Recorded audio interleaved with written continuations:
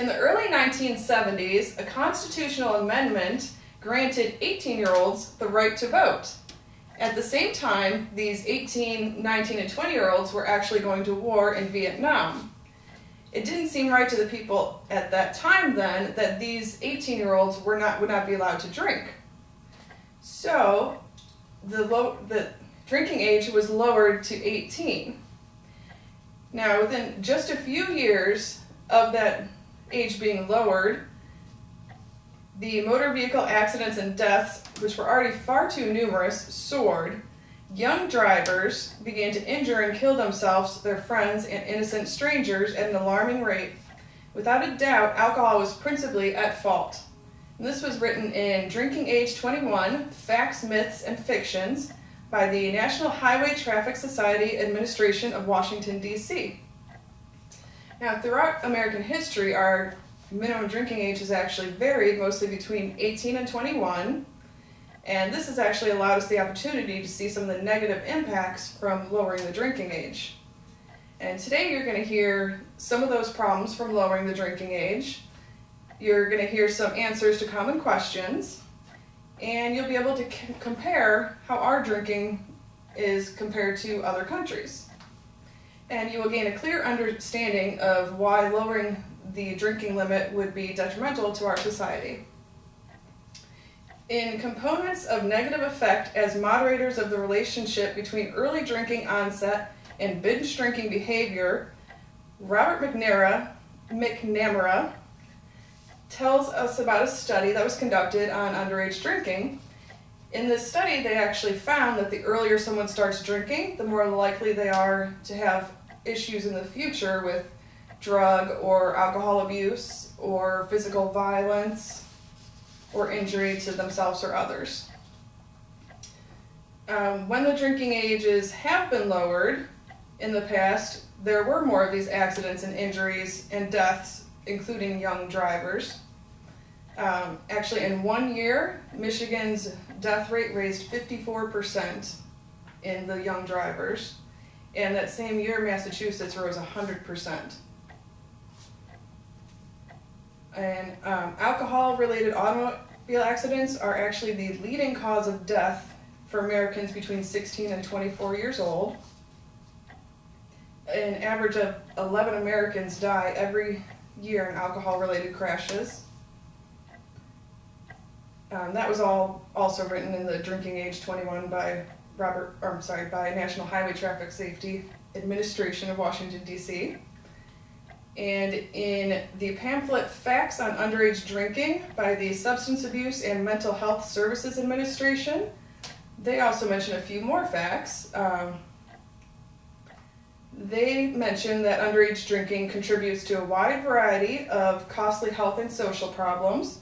This includes suicide, vehicle crashes, violence, unintentional injuries, intentional violence, brain impairment, risky sexual activity, academic problems, and that's just the start of some of the problems. There's all the other alcohol and drug addiction problems that come with that.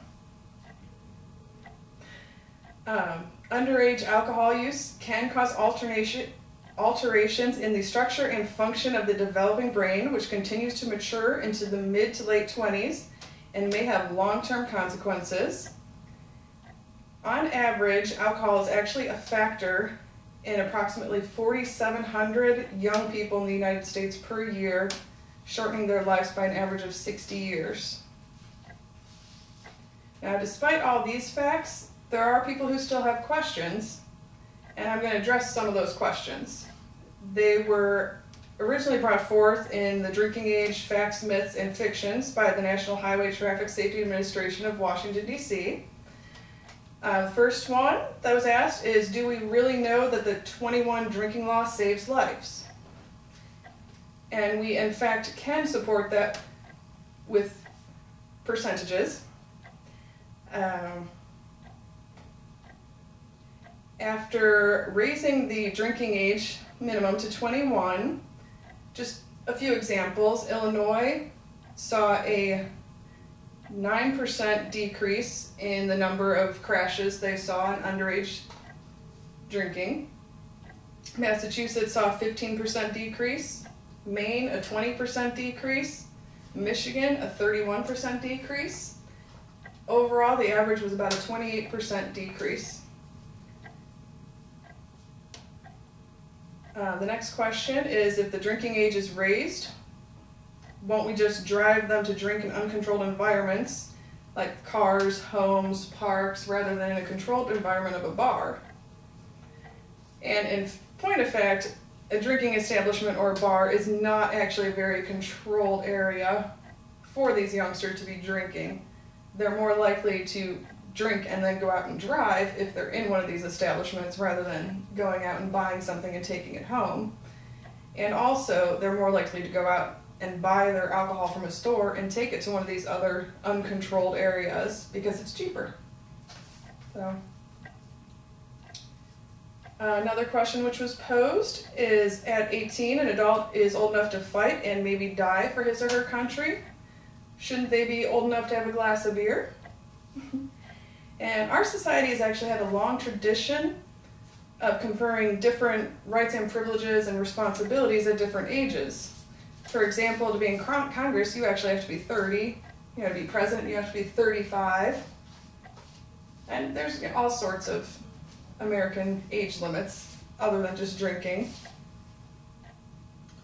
Another question is, if it was made legal, wouldn't it become more of a forbidden fruit? Wouldn't it make that youngster want to rebel by drinking because that's what's not allowed? And it may actually add to the attractiveness to the youngster, but the availability would be lessened. So it would be harder for them to get that alcohol. I used to actually personally have the opinion that having the higher age did make it the forbidden fruit, but then I read this article which actually shows this chart, which you both have a copy of. The chart is from the legal ages for purchase and consumption of alcohol and heavy drinking among college students in Canada, Europe, and the United States. It's by Keller, Fry, Burley, and Turner. And if you look at your chart, you'll see that we actually have the highest drinking age out of any country at 21, but we are not the highest moderate or heavy drinking percentage on that. We are actually just a little above the center. So that just goes to show you that lowering the drinking age does not mean you will have less binge drinking, less heavy drinking in general.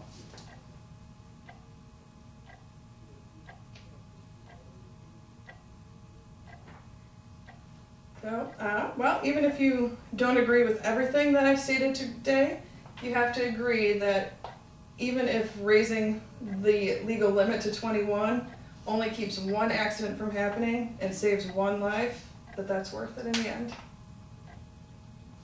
Thank you.